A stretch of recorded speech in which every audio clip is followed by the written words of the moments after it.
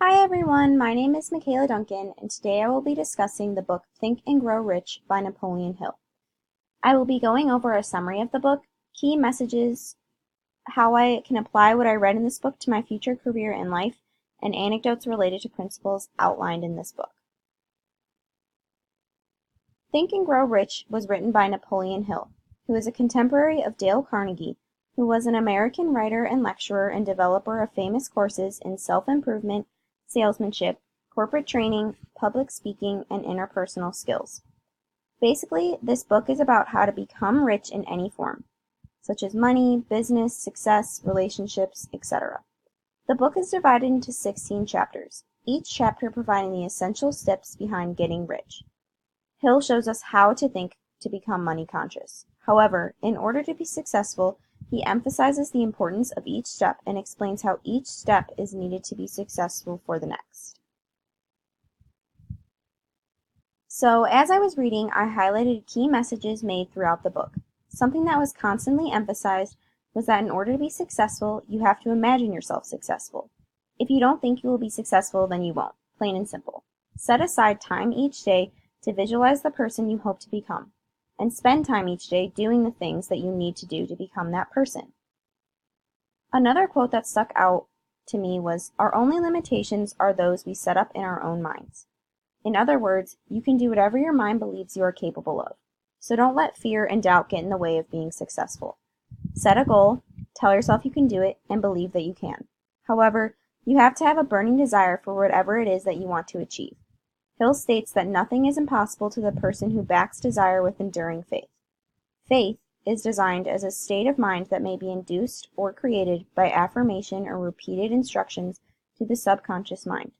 Basically, you must convince your subconscious that you believe you will receive what you are asking for. The subconscious will act upon that belief and pass to you in the form of faith, followed by definite plans for achieving your goal. Another key aspect to becoming rich is self-confidence. And that makes sense, right?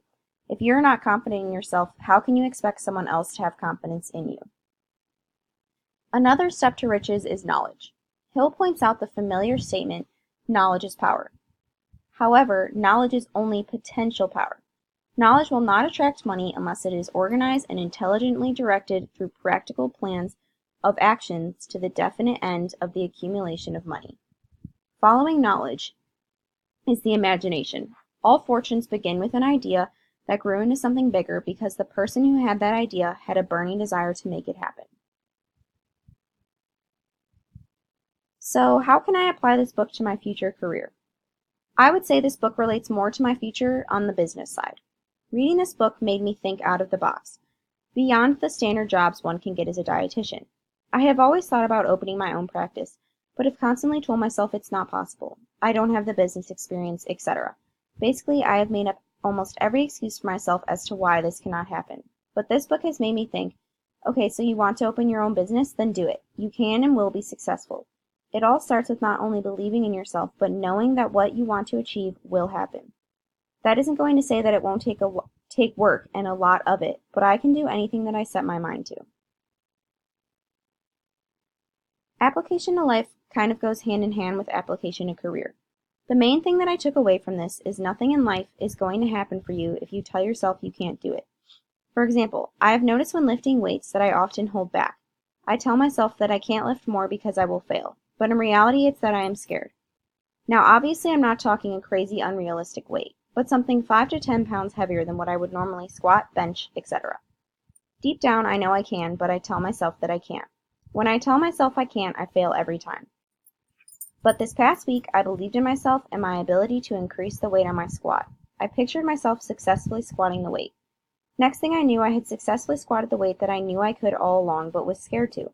And it was all because I had a desire to be stronger and believed that I could be.